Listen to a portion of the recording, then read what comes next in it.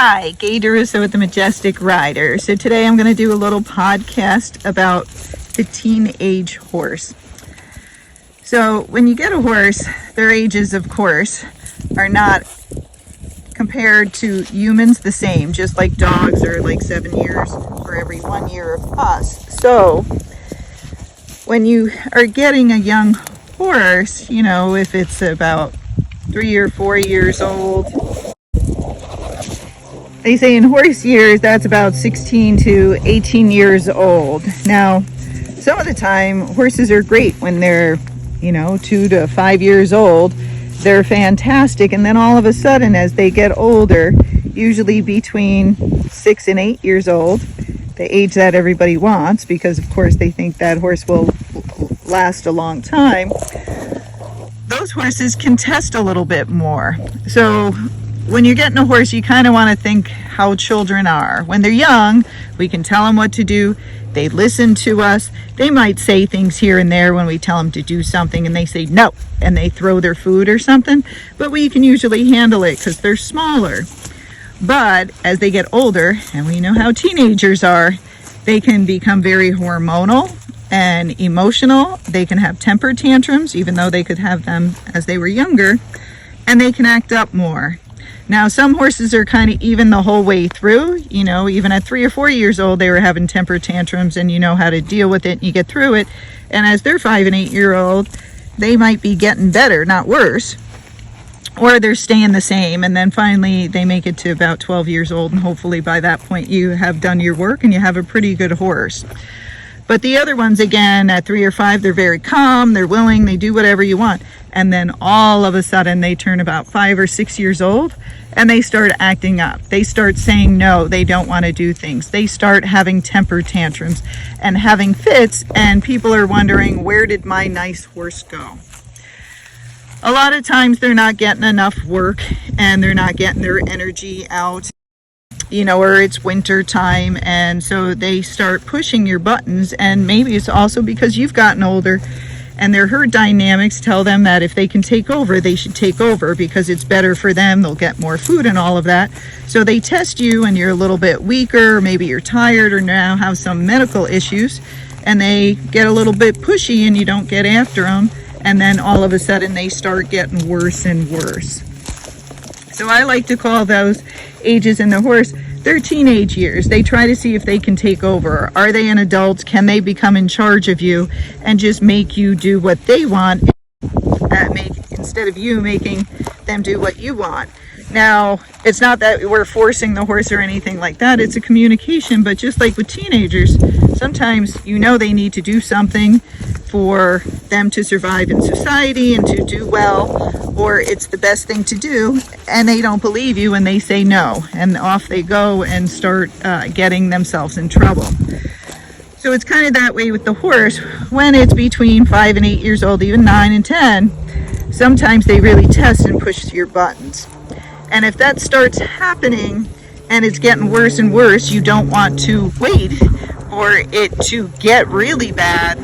You want to contact a trainer and start getting some help with that horse and getting them to listen and be that good horse again.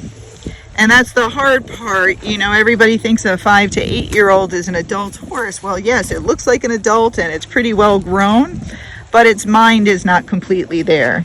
Because around that age, they're probably in, compared to humans, they're in their 20s, maybe their late 20s.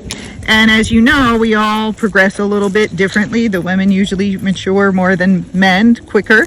And that happens with the horses also, because we're more the caregivers and we're supposed to have babies and take care of them and raise them.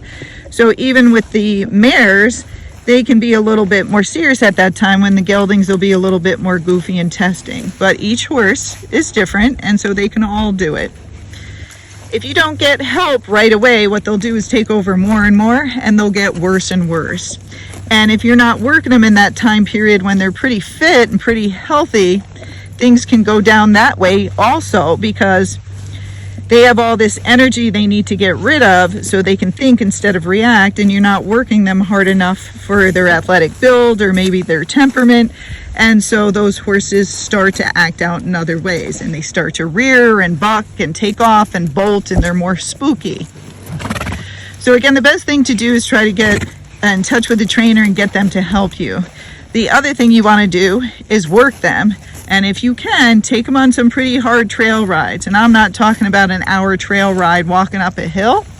I am talking about walking, gaiting, cantering, racking, really moving that horse, and not going for 1 hour, but going anywhere from 3 to 5 or 6 hours. And of course, you're going to give the horse breaks, so you don't want to hurt them, but you really want to get them a little bit worn out and thinking and use that energy up. And again, if you can't do that, that's the good thing about the trainers, are that trainers might have an arena to work in, and they can work in the arena, go out on the trail, and then they'll come back and work in the arena again if that horse is bad. So they can get that horse back in shape. And that's a great thing, and it's safer for you, and then they can show you how to do it. But don't be afraid to contact your trainer with issues. Ask them questions here and there, because at that point they know the horse, they know how to deal with it, they've had lots of experience, and they'll be able to help you on your way getting through that teenage period. Wouldn't that be great to do with your kids? Send them off to a trainer and you're like, hey, when they're good and not acting up and I can handle them, send them back to me. But right now you take them. I don't want to deal with them. But that's what happens. And so you don't want to turn that nice horse you had into a bad horse. So you want to get that help sooner than later. So remember, try to get in touch with a trainer. Try to work that horse harder.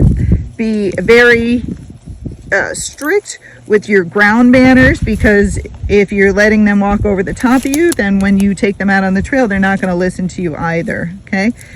So try and remember how you were with your parents when you were a teenager. Some people were very good and they were very motivated in school and did everything they were supposed to. And some of us, including me, tested our boundaries because we were more independent and not as motivated to do the right thing at that point in time in our life. And we had a lot of growing up to do. And so we tested and we didn't do the things we were supposed to do until somebody got after us and showed us if we didn't do it, then bad things were probably going to happen to us. So just remember that your 3 or 4 year old, if it's acting up, it's probably now a teenager.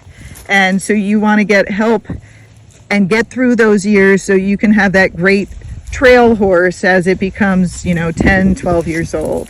And then you might forget all the bad things that happen on the way. All right, hope that helps.